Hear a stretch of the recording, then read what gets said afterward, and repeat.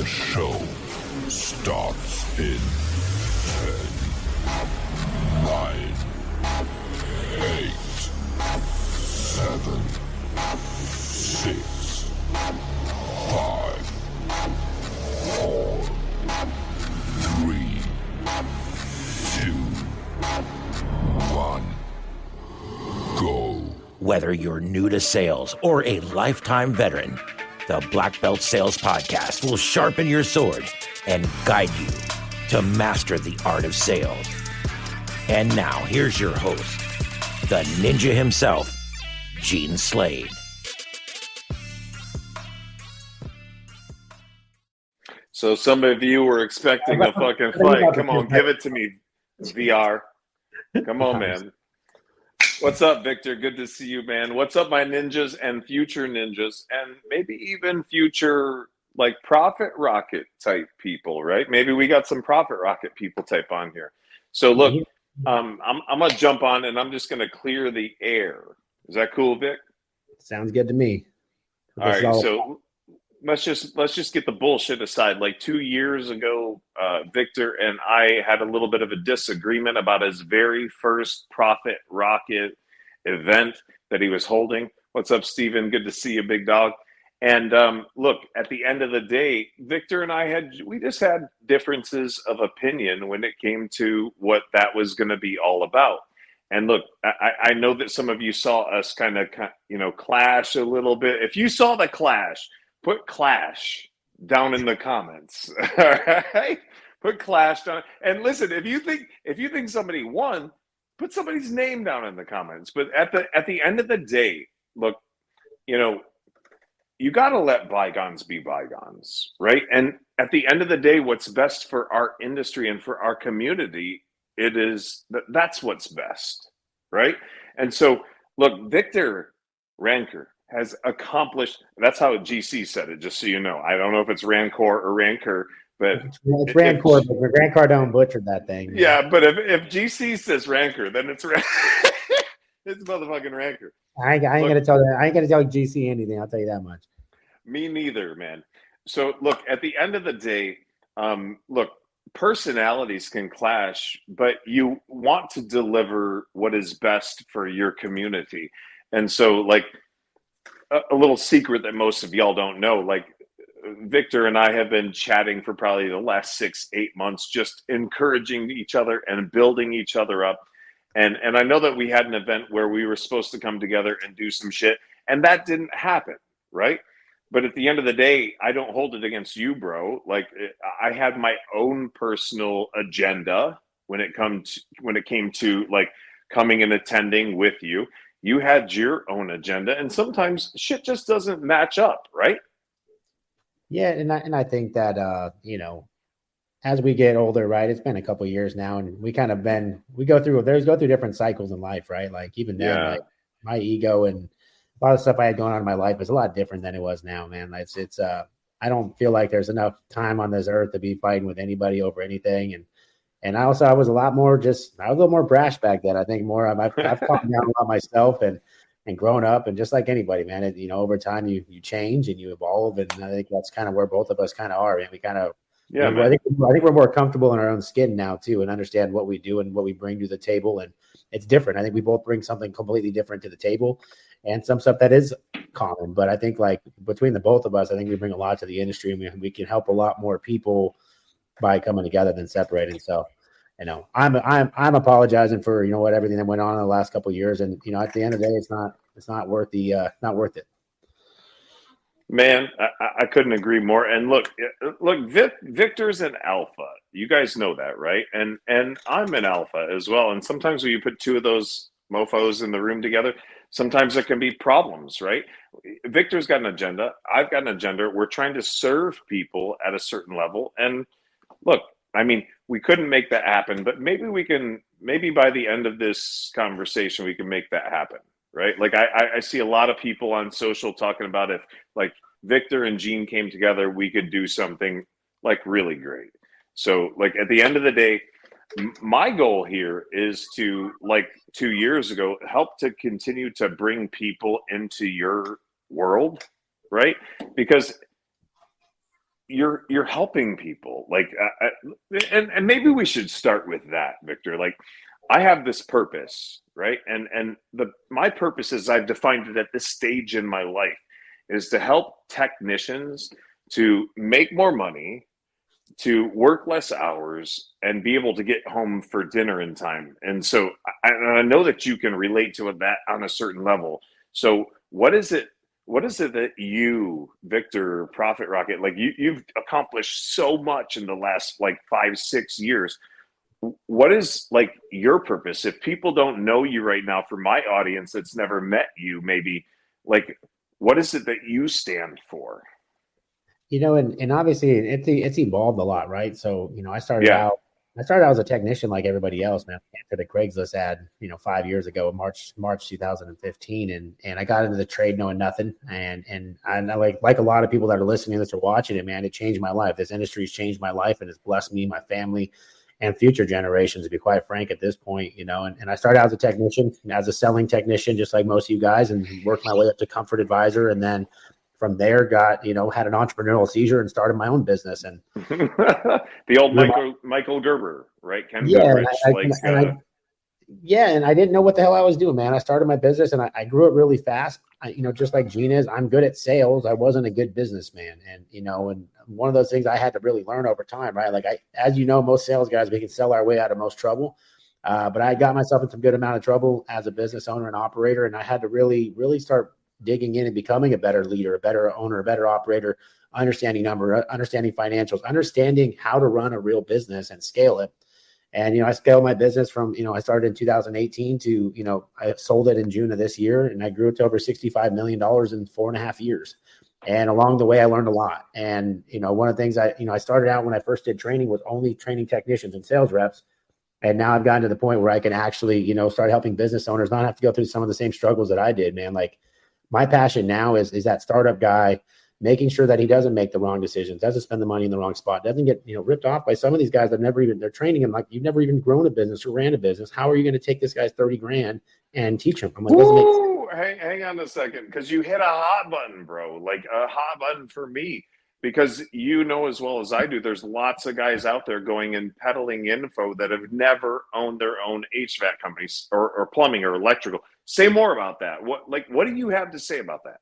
Dude, I just got off a call with somebody, and it's another trainer, and it's like, man, like, I know that the trainer's never ran a business. He's never even ran any service calls, to be quite frank. And it's like, dude, how are you going to train people on how to run service calls, generate money, grow a business, and you've never done it?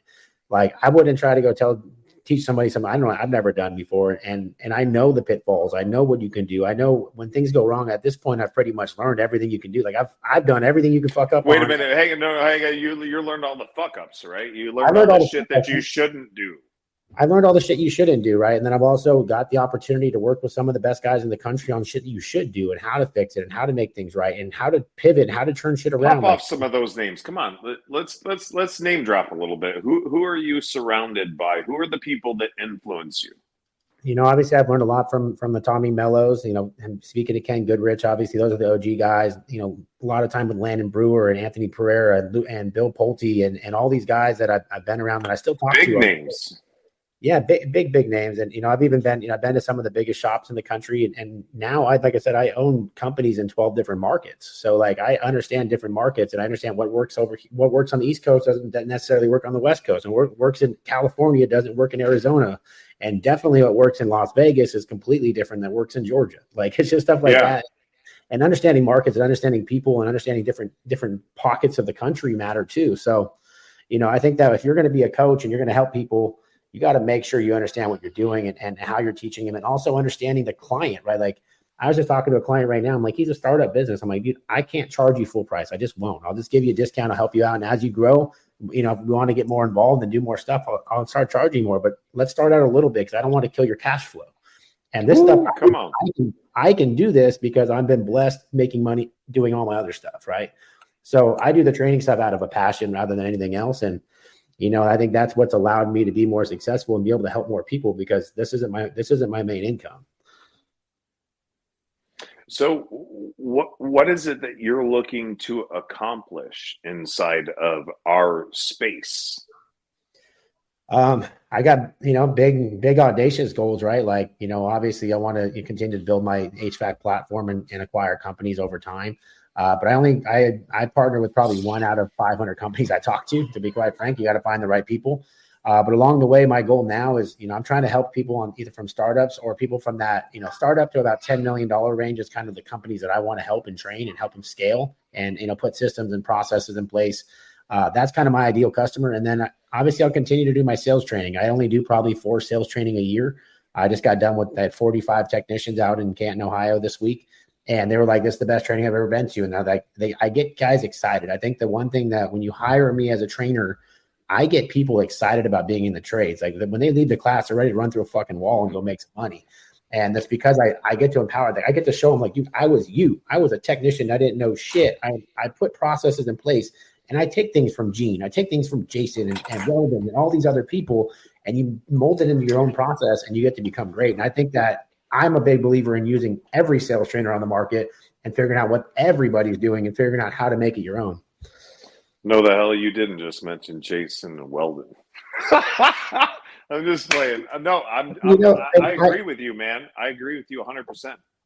And like I said, I don't have an issue with them either. Like obviously we clash and all that stuff. I don't really talk to either of them, but I respect what they do and they got their own stuff. And I think you can learn something from everybody, and you can learn a lot of bad stuff from people too. But I think that especially in sales training, everything. This whole industry is R&D, right? It's rob and duplicate.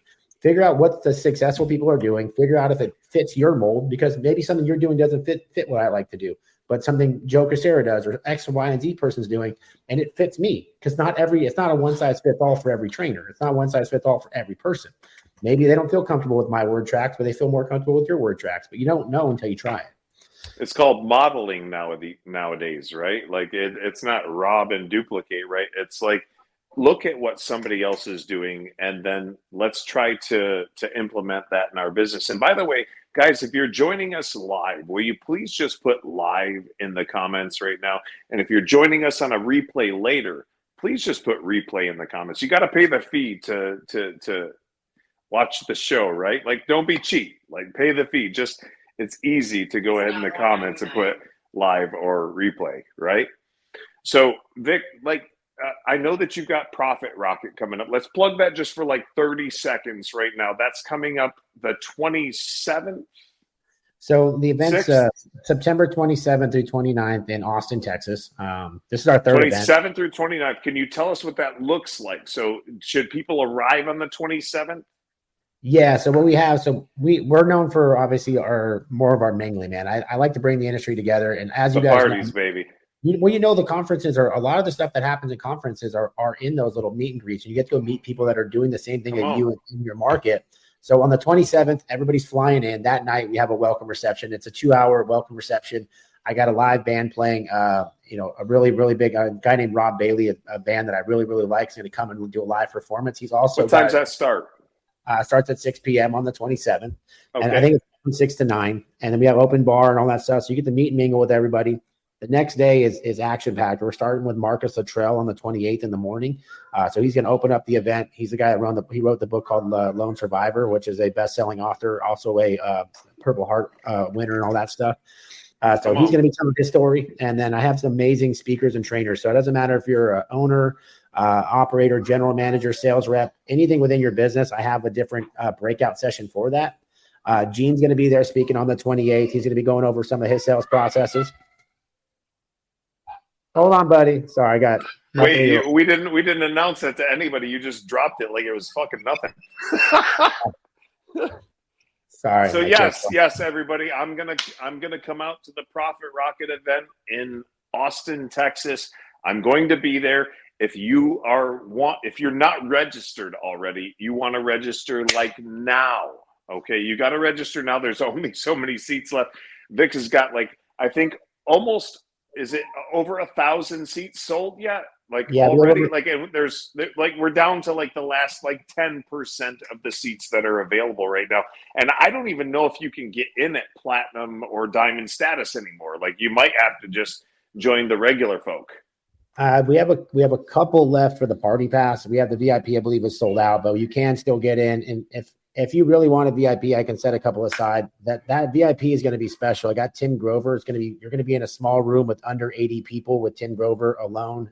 Be able to do a meet and greet with him, speak with him, talk with him, interact with him, and then also have a bunch of other breakout sessions that are specific for only VIP guests. Maybe I'll even have Gene on our VIP sales panel in there as well. So if you guys want, just reach out to me for that. But you're going to want to be at this event. I built it around the industry. Like I built it around, like, if you got a business in a small market, because you hear it every day, right, Gene? Like, well, I'm in a small market, I can't do that. Well, I brought some guys. I've got some guys that have built some amazing businesses in small markets that are dominating it. They're going to come in and be able to talk to you as well. I have sales trainers. I have Joe Crisera, Gene Slade, myself, and a bunch of other amazing sales trainers that are going to be teaching the sales processes throughout the event. And then I have some of the best owners and operators in the country, people that have grown businesses one of my partners went from 3.5 years ago from $0 in Pennsylvania all the way to $23 million this year. And he's going to tell you how he did it, why he did it, and what kind of steps and processes he needed for it. So I built it around actionable stuff. A lot of these guys, you will not see them at other events. They do not speak at other events. I had to use my. I don't speak at any other events. Yeah, so this is just for any trade. So if you're in the home service space, doesn't matter if you're electrical, HVAC, plumbing, solar, whatever it is, you're going to get something out of it. It's going to be an amazing event, man. Like I've been planning this for a year. I put a lot of my own money into it. I put over $2 million into this event. I was going to ask, like, for you guys out there that are like concerned about investing like 10 or 15 or 20 grand into bringing your people out. Like, Vic, what have you put out of your own personal pocket? No bullshit. No bullshit, Gene. I'll tell you right now, I've already cut checks for over $2 million on this event. I won't make the money back up front, I don't think. I mean, I think like we might break even, probably lose a little bit of money, but I don't really do it for that. Like, this is something I do for the trades. I do for people. Get on the jet. Joe, come jump on the jet. I do have one spot left on the jet if you want to come, Joe, but don't mess around. But yeah, I was going to take it, but it's Brittany and I. We don't go anywhere otherwise. So, Jeff, It's up to you, man. Get the jet trip. No, but yeah, man, I won't make any money on this event. People think, people don't realize, like, I got to pay for everything up front. So I cut $1 million in January. I got to float it all year. I just cut another $584,000 on Monday, and I still got a bunch of other big bills coming up. But I gambled on myself, and I gamble on the industry and people showing up. But I didn't build this for myself, man. Everyone thinks, oh, you make all these money on events. Dude, I lost 400 grand last year, lost 200 grand the year before. I do this for everybody that comes. And I can tell you the one thing that I got from last year. So last year, I actually gave away 50 free tickets, right? These are companies that couldn't afford it. Like, they're like, dude, I can't afford to come. I said, yeah. Come. Those guys are now buying VIP tickets and buying the high-end tickets because they can afford it now. They took their businesses from nothing and made something special. Bro, like, isn't that funny how that happens sometimes? Every once in a while, we'll give away tickets to our events, and the same shit happens some of the time. Now, look, sometimes you give people stuff for free, and what do they do with it? That's the problem, is you give it away for free and they don't put any value on it. And when you don't put value on anything, that's when you usually don't reciprocate or don't use it, right? I feel like there's so many people you can teach. You can teach 10 people the same thing, but only 2 of them will apply it. And that's all that, success is literally a direct correlation of actually implementing and taking action. And if you can't implement and take action, and you're going to keep spending your money and wasting it, like, I don't want you to come to my events. I would rather you sit at home. I'd rather you not. Because what excites you and what excites me, maybe I'm wrong, but what excites me is like results from people. Like, money's one thing, it's great, but when they call you back and they're like, bro, this happened in my life, that's a completely different conversation. No, and I just did this event in Canton this week, and I get a text from my buddy. He's the business owner. He sent a couple of his guys, and then one of his guys said, dude, I was getting ready to quit. I was going to be over this industry. He's like, I don't know where you found this guy, but I feel like now I can make money for me and the company. And I feel like I'm in the right spot now, and I can't wait to grow in this trade. And I got that text messages from him, and I'm like, dude, that's why I do what I do. Now, if you come to I've had guys sit in my class, and I call the owner. I said, dude, you might as well just let that guy go. He's not going to implement it. He's not going to take action. He's not built for this. And I don't want, I'm like, I'll tell him I'll give him your money back, because I just don't want it. It's not fun for me. If someone says, I went to Vic's training and I didn't make any money, dude, I can promise you it ain't on me. It's on them taking action and implementing it. Listen, you can show them where the water's at, bro. but you can't pry their fucking mouth open and make them drink it, right? Like, guys, there are successful processes out there. There are things that made the Victor Rancours and the Genes and the Ken Goodriches and the Bill Pulte's and everything of the world, right? But unless you duplicate what they're saying without question, like, you can't complain about the results that you don't get. So Vic, and I know you got to go off with your family here in the next 7 minutes or so. So if you were going to give people two things, like let's say I'm a contractor between.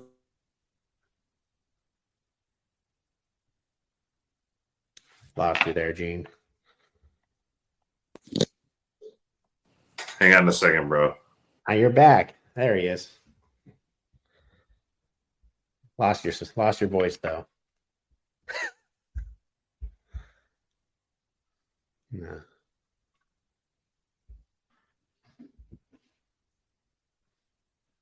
We lost you, big dog. No, but I think you said what would you give a contractor between 0 and 5 million? The biggest thing is that if you're in that 0 to 5 million range, you got to start acting like this is a career and a job. You got to look at the opportunity. Now you can hear me. I just turned off Bluetooth, right? Yeah. So let's say that you've got a contractor out there that's watching that's somewhere between $1 to $5 million a year. What are the two pieces of advice that you can give that guy that you think will make a difference without him having to come to one of your or my events? And then I want to talk about what's going to be entailed in your event, and then we're going to get off of this shit. Okay. So what are the two pieces of advice or two things that you would look at when you're walking into a company like fucking blind, right? Yeah. I mean, obviously you got to figure out your customer acquisition strategy. So most of these companies don't understand customer acquisition, and obviously top of funnel is the most important thing, right? If I don't got the top of the funnel getting filled up, then my business is nobody's coming in. There's nothing to funnel. There's nothing to funnel. So you got to figure out your customer acquisition, whether it's, knocking your marketing or figuring out how to be aggressive. So many companies are waiting for leads to come in rather than going and being outgoing and trying to fill their board. So actively making sure your board's filled every single day. And that doesn't mean waiting for your digital marketing company. You're adding more money to Google. You got to outbound. You got to get in front of your customers and stay in front of your customers. I would tell you, if you have every 2,000 customers you have in your database is $1 million a year. Every 1,000 customers is $2 million a year in business just sitting there in your database. So if you got 2,000 people in your database, you should have $4 million just sitting there without any new customers coming in. So I would say making sure your board's filled every single day. And then from there, making sure your employees understand what their job duties are and what their expectations are. Wait. Let's back up. Okay. So the board being filled every day, like, can we expand on that just for a minute? So I'm a contractor and I'm relying on service calls and shit like that coming in. Is that what I should do? You want service calls to come in, but you got to be outbounding. So I just got a text message from a ex-sales guy of mine. He went to go work for another company. And the owner texted him, "Hey, we're not busy right now. We probably won't be busy till October, so I'll let you guys know." Where as opposed to me, I'm outbounding my database and making sure my guys have 3 calls every single day, no matter what. Like, I am relentless to it every single day. Their maintenance calls or whatever, because we actually in California, we make 70 to 80% of our money is made off of tune-ups, not off of demand calls. Come on. So that's how we make our money. So I teach. Are you guys hearing this shit? Like, are you hearing it? Like, I was just having a conversation on my mastermind this morning about a guy in North Carolina that's like, I got X number of maintenance calls. When do I start booking them? I don't have a lot of calls right now. It's September. Can I book heating tune-ups right now? We're like, yeah, you book tune-ups right now with a heating focus on them and start filling the pre-planned service. Maintenance agreements are supposed to fill your schedule when you're not busy. And you have to be proactive about it. You can't be reactive, right? Like, for me, I was already planning on slow season. I talk about slow season in June. Like, we're already trying to fill our schedule for September and October in June. Like, I'm so proactive about it that we're making sure that our schedule's already filled. My guys, when they leave, just like when you go to the dentist, right? The first thing, right when you leave the dentist, they say, when do you want to schedule your next visit?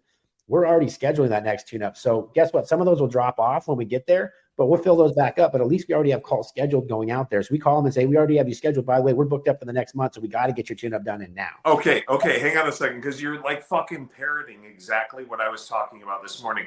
Do you or do you not want to be booked out at least 30 days on maintenance? I would, because you can always move your maintenance calls. So obviously, if you all of a sudden you have a big demand day, those calls get out of the way. Your dispatcher's job, your board is a living, breathing thing. It has to be living and breathing every day, and you got to It's move. its own organism. It's a living, breathing thing. If I go in the office and like the board looks great today, I'm like, I don't care what it looks like right now because it's gonna change. Like so many people just like they're like a good call will come in, like, no, the board looks so good, I don't want to move anything around. I'm like, no, that's a good freaking call. I will drop everything for that. Obviously we scale our calls and we score them and all that. If a certain level call comes in, I'm wiping out that maintenance call, wiping out whatever it is.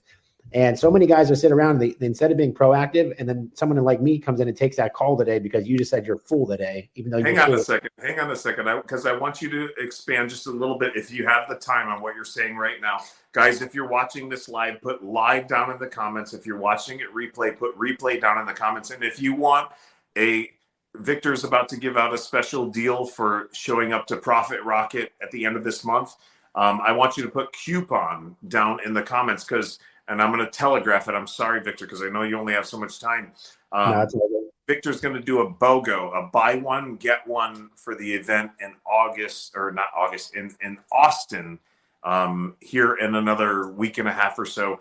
As he just announced, I'm going to be there as a sales training speaker. Whatever Victor needs, I'm going to help him out with. But go back to what you were just talking about real quick. You would take certain calls off the board for what?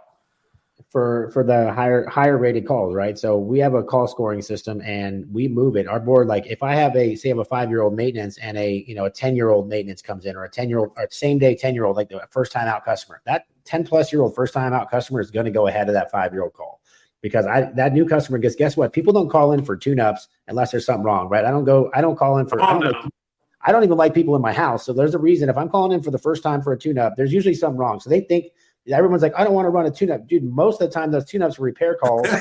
Bro, that's what I want. I want the proactive plan. Well, most of these customers are like, dude, I got a blown engine. Let me go get my oil changed, right? The first thing you're going to do is change your oil, and then they're going to realize, dude, the oil change didn't work. My engine's fucking blown.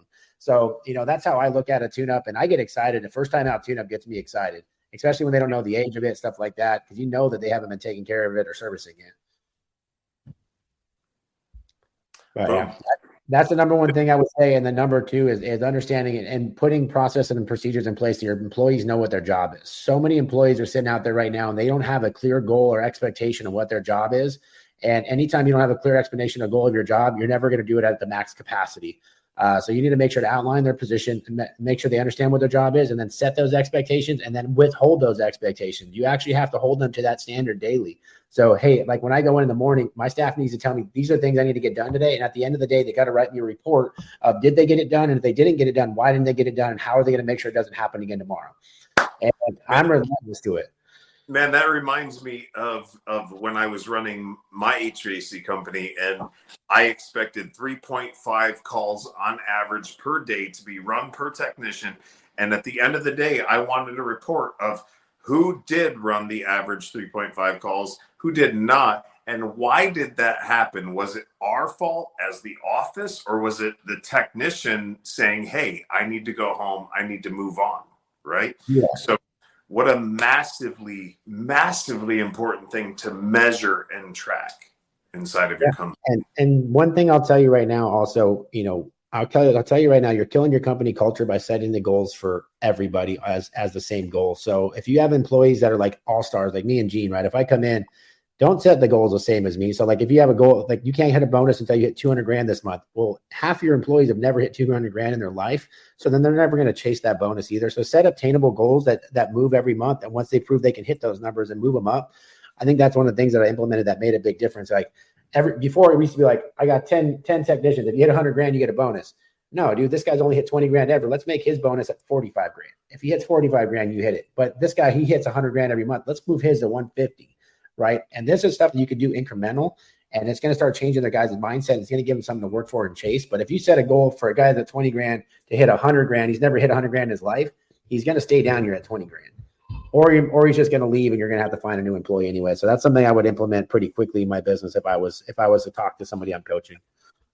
If I'm a contractor, Victor, and I'm, whatever size contractor I am, why should I, as a contractor, come out to the Profit Rocket event at the end of the month?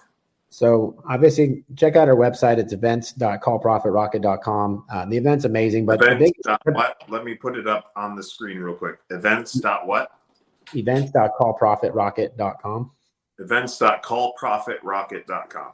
Yeah. So, I mean, if you're coming out to the event, it's one of those things. So I personally invest a lot of money in coaching and training, but the biggest thing that I ever did was start going to conferences. The first one I ever went to, I actually met Gene for the first time. That was a service world event back in like 2019, something like that.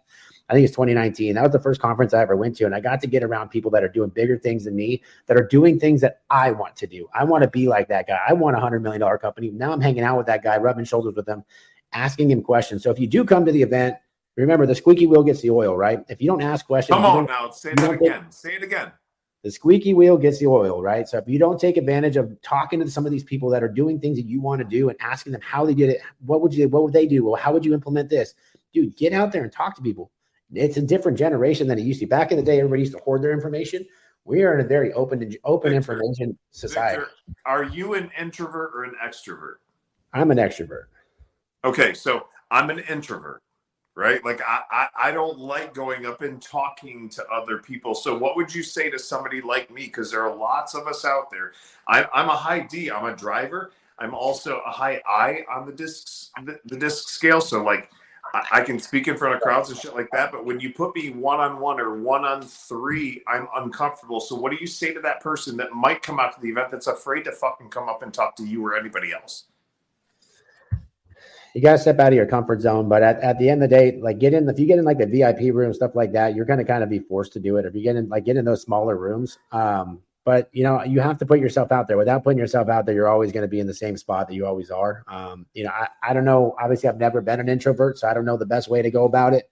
But if you see me alone, come up and talk to me. Stop being a bitch and come, says Steven. Or just go go tell somebody else that you're already talking to. Say, hey, could you go talk to Victor and tell me you want to have a conversation? Pull me aside. Every event I ever have, I shake everybody's hand. I go and talk to everybody. I spend time to actually make you feel welcome. And that's kind of my goal.